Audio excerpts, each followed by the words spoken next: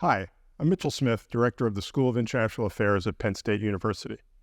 Immediately following the outbreak of war between Israel and Hamas, we held an open public forum for members of the campus community and the broader community, in which we invited audience members to ask questions of School of International Affairs faculty with deep expertise in the region and in global affairs. Our purpose in conducting that event was to inform and analyze and equip the community and the campus community with the information and analysis they needed to pursue further investigation of what is taking place around the world. In a world in which there is so much conflict and human suffering, we want to continue in this spirit of informing and analyzing. In the ensuing series of discussions with School of International Affairs faculty and guests, we are going to address a series of questions related to the conflict taking place between Israel and Hamas, but also related to broader issues of conflict around the globe. For example, how do we characterize the U.S. relationship with Iran, and what role does that play in the conflict in the Middle East? How do we develop a more nuanced understanding of that relationship, and how has it unfolded over time, and with what consequences? What about the role of diplomacy in global affairs? To what extent can diplomacy be effective in resolving conflict, and what are the limits of diplomacy? When is it less effective in addressing conflict? What is the role of the media, and how does media coverage of conflict matter for conflict and for peace? We'll look at these questions and many others. I hope that you'll find these videos informative and that you'll share them with others. Thank you. I'm here with Ambassador Jett, who's also a faculty member in the School of International Affairs. And we're talking about the possibilities and limits of diplomacy during a conflict. Publics, both in the United States and abroad, tend to view diplomacy through the lens of the public statements of leadership. I'd like to begin by discussing how we might develop a more nuanced or holistic evaluation of diplomacy. So let's start with the war between Israel and Hamas, a highly immediate and palpable starting point. Since the start of the conflict, the Biden administration has very publicly expressed its unconditional support for Israel. At the same time, it seems that the administration has pursued more nuanced diplomacy than this public position would suggest. What might be some of the differences between the initial public position of the U.S. government and its diplomatic interactions with Israel and other partners? There's a challenge to understanding the nuances of diplomacy, and sometimes what you hear stated publicly is only half the story. What gets said behind closed doors is not what gets said in front of the press. And to understand that, in one of my classes, I have the students write a briefing memo for the Secretary of State, who is calling in a foreign diplomat to discuss a contentious issue. So the briefing memo has to describe the situation and the options for dealing with it, but then provide talking points, two sets. One for what you say to the ambassador behind closed doors, and the second set is when you go outside the meeting and the press is there and they say, "What did you talk about?" Then you have to have a different set of talking points. And if it's a contentious issue, they're not going to be the same, because you're not going to say in public things that you're going to say in private. With regard to the Gaza situation, initially the administration was very supportive, and that probably was about all one could do. Given the magnitude of the attack, the fact that it was the biggest slaughter of Jews since the Holocaust in a single day, there wasn't anything that was going to prevent Israel from striking back very hard. As the conflict has progressed, though, the degree of civilian casualties, etc., is a mounting concern. And so you could already see in the public comments made by administration officials an evolution. Secretary of Defense Lloyd Austin said it's a responsibility of military powers to take into consideration civilian casualties. Vice President Harris has said that the United States was not going to engage in or support the ethnic cleansing of Gaza. There was a report that I saw in an Israeli newspaper that said a plan was given to congressional leaders in the United States to pressure countries like Turkey and Iraq, Egypt, to accept refugees from Gaza. Well, that would require those countries to do something they're not going to do. And also it would leave the population in Gaza significantly reduced, which I don't think is a solution to the problem either. And those countries, look at Jordan. There have been Palestinian refugees in Jordan since 1948. And so none of these other countries are going to be convinced to do that. So that is, but to kill that proposal, I guess the vice president put that out there as a clear marker. But you have to be careful, again, as to what you say, because there are things that you could say with a friend that you couldn't say in front of others, but you might say on a one-to-one basis. And so that is a challenge to understanding what's going on. Often you'll see critics saying, oh, the administration is not doing this, it's not doing that. And it could be behind closed doors, but it can't in public because that could be counterproductive. I do want to move beyond the conflict between Israel and Hamas. But before we do that, just a follow-up question to that evolution that you've spoken of the public position of the U.S. government. As best as you can tell, do you think that is it an evolution in policy or an evolution in the distinction between what was said privately and what's said publicly? In other words, is it possible that the U.S. from the outset was deeply concerned about civilian casualties, urging restraint on Israel, but couldn't do that publicly for a variety of reasons? Well, the whole history of the Middle East is action over reaction. So it was going to be clear that the Israeli response was going to be massive. I don't know that people anticipated that whole neighborhoods would be leveled. I saw one figure that said in the north of Gaza, 46% of the buildings have been flattened. So I would say I'm sure there was a fear at the outset, but I think the concern is growing as the number of casualties grow, and what is the end game is often a question that is asked: who's going to govern Gaza once whatever's left of it? And the fact that we're now moving into southern Gaza and seem to be repeating what's happened in the north. So more generally, what might be some of the advantages from a diplomatic perspective of that distinction between the diplomacy that takes place behind closed doors and public statements? And maybe you could say a little bit about how that process is orchestrated and planned in the diplomatic arena. Well, it takes, for diplomacy to work, presumably you are trying to convince the other side, whoever you're talking to, that what you want them to do is in their interest and not just America's interest. And so that requires a tremendous understanding, appreciation for the other party, their culture, their history, one of the things that it is true in Israel is this was a country born of the Holocaust, and that weighs heavily on their minds. And so and of course, ever since its creation in 1948, they've been at various wars with neighboring countries. And so while we can say, well, why don't you take this risk for peace?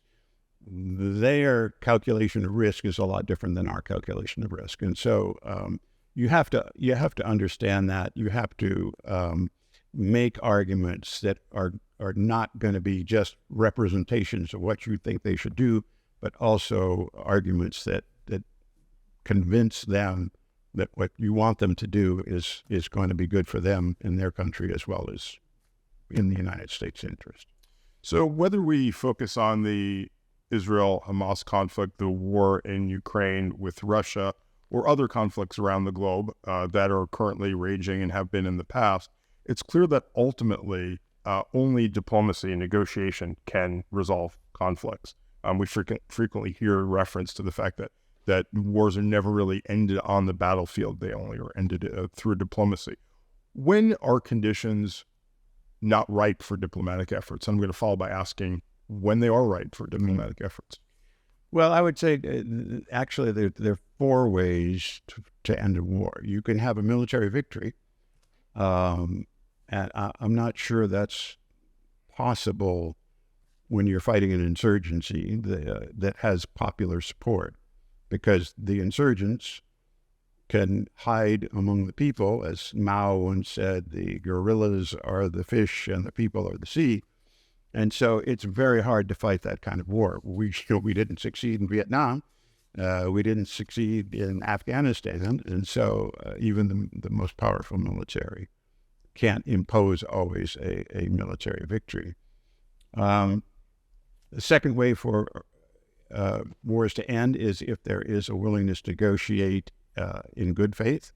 A third way for wars to end is if there's a willingness to negotiate, but bad faith on both sides or one side, and they're just using the respite to rearm and regroup. And the fourth way for a war to end is if it's imposed by outside powers, which can sometimes happen. In Africa, there are peacekeeping missions now where the peacekeepers don't have a peace to keep, and they are being asked to protect civilians and help the local government extend their control, which in effect violates one of the fundamental principles, traditional principles of peacekeeping, which is to be absolutely neutral and not use violence except in self-defense. So if you ask the peacekeepers to do that, they become combatants and targets, and the UN peacekeeping forces are not an effective military organization. In southern Lebanon, you have troops from 40 different countries represented in the 10,000 UN troops on the Lebanese border.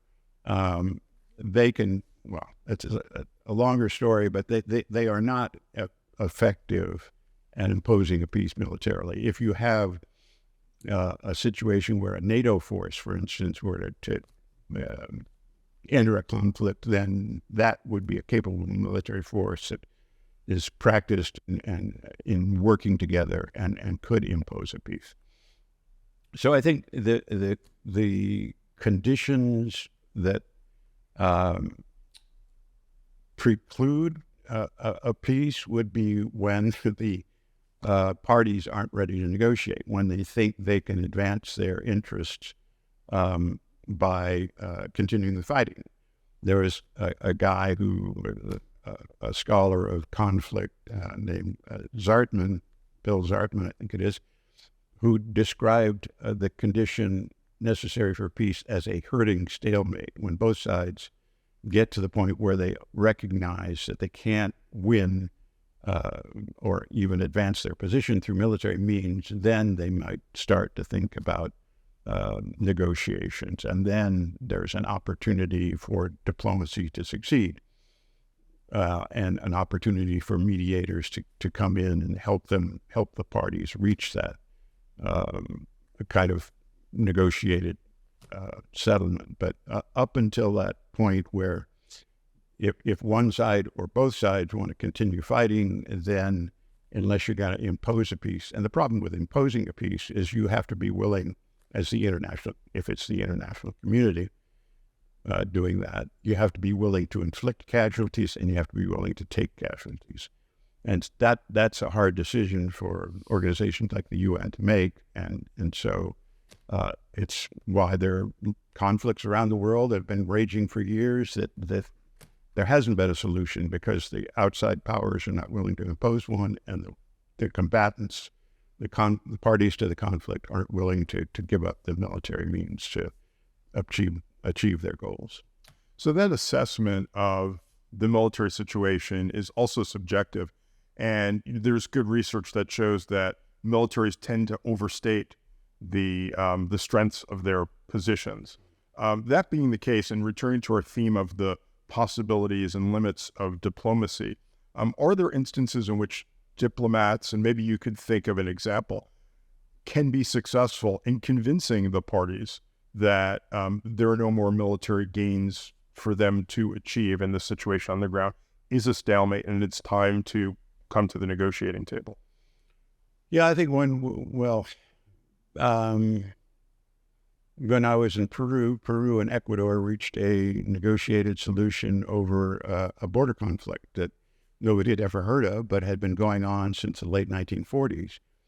In the 1940s, there was a U.S. military plane, actually, that was helping them demarcate the border between the two countries, and flying over this trackless jungle, and discovered a river that people didn't know existed. So that threw into doubt the question of where the border was. And so there had been skirmishes for decades since then between Ecuadorian and Peruvian military, and there were landmines in the zone. And I visited a military hospital in Lima that was filled with young men who were missing a foot because they had stepped on one of those landmines.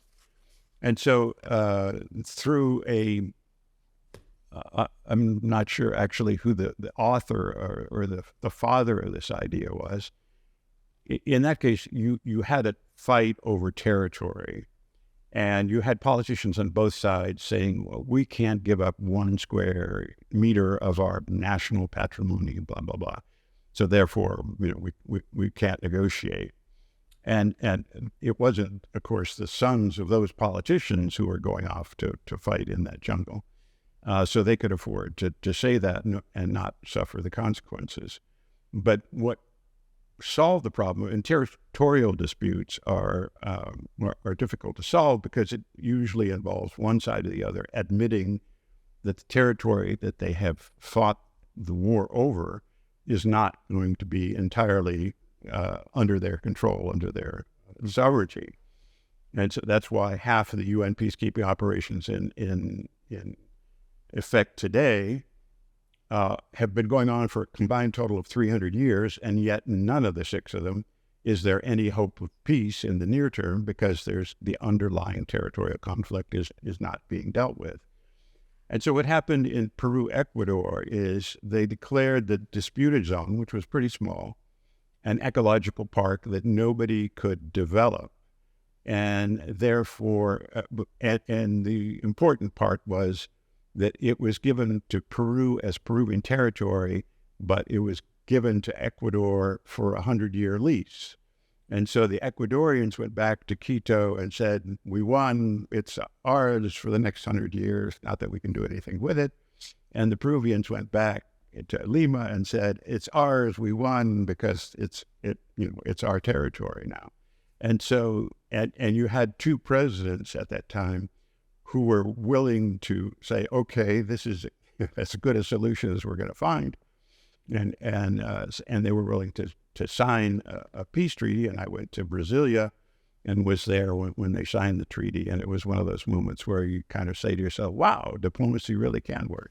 And so it was a great example of a solution that gave both sides. It was a win-win situation, which often is impossible or difficult but that was a territorial conflict, and not, there are other kinds of conflicts that have different other implications and complications. It does sound like in that situation there was a creative approach to diplomacy, coming up with ideas that would potentially satisfy, and ultimately did satisfy both parties. In addition, perhaps, to creativity, can you say a little bit about the attributes of diplomats that make them more or less effective? Yeah, one thing is to have your own Air Force to bomb the parties if they don't. I'm thinking of Richard Holbrooke now, who got the parties in the former Yugoslavia together, and literally the Bosnian Serbs, I think it was, were recalcitrant, and NATO did bomb them back to the negotiating table. And so that helps. If you want to have coercive diplomacy, if you have a military option or pressure that you can apply, or economic sanctions, it's always going to be less effective, but it's a possibility. But I think if you're talking about diplomacy without coercion, then you have to basically be a good diplomat. You have to understand your role, you have to, a mediator, for instance, usually has no power over the parties. You're basically trying to talk sense into both sides. I had an experience once. I spent a year at the Carter Center, my last year in the State Department, as a diplomat in residence. And President Carter convinced the president of Uganda, the president of Sudan, to send a delegation to talk, because the Ugandans were supporting a group in Sudan that was trying to overthrow the Sudanese government. And the Sudanese were returning the favor by supporting Joseph Kony, a group of, I don't know what you'd call them, terrorists basically in Uganda. And so I got to go out to Nairobi on a couple occasions and try and talk to both sides. And I never got anywhere because they weren't willing to sit down and talk. And what I should have done is met separately with each side and say, okay, what is it you want to achieve here? And are we all wasting our time or not? So you really have to have this capacity for understanding what are the goals of both sides and understanding whether you have a possibility of peace or if there are some incentives that can be offered that will bring the parties closer together to make that possible. And some of that is what you say in public. Sometimes you can say, well, when we walk out of here and we don't have a peace treaty, they're going to say whose fault it is. And I, as the mediator, am not going to take the blame. So if you want to be responsible, I once, in this Peru-Ecuador situation, while it was unfolding, I once told the Vice Minister of Foreign Affairs that, well, if Peru and Ecuador want to be the only two democracies in the world that are unable to solve their differences and are willing to go to war with each other, well, that's your reputation. You can think about that. He was not happy with that observation, but and this, of course, was behind closed doors, but eventually they got there. Well, you said that was behind closed doors, but are there instances in which leaks may be used as a tool to advance diplomacy? That is, leaks that, maybe one could ask whether or not they're intentional, but in fact they're used as a tool of diplomacy? Yeah, they're often used as a tool of diplomacy, or sometimes they're just people who talk too much. There are other times where it may be somebody trying to shift the blame. So yeah, you can use, and you see that the overt public relations game right now. There are accusations that Hamas, raped, I don't know how many women in the process of their attacks. There are people who are saying, well, show me the proof, maybe this didn't happen. And Hamas people saying, no, we don't use rape as a weapon of war. So, you get into these kind of overt kinds of public relations or messaging arguments, but if you don't want to have attribution for providing information, if it's more effective as a leak, you might, if you said something in public, then you might alienate the other side. If you leak it, and at other times, you probably can't pick up the Washington Post each day without seeing a story attributed to anonymous sources.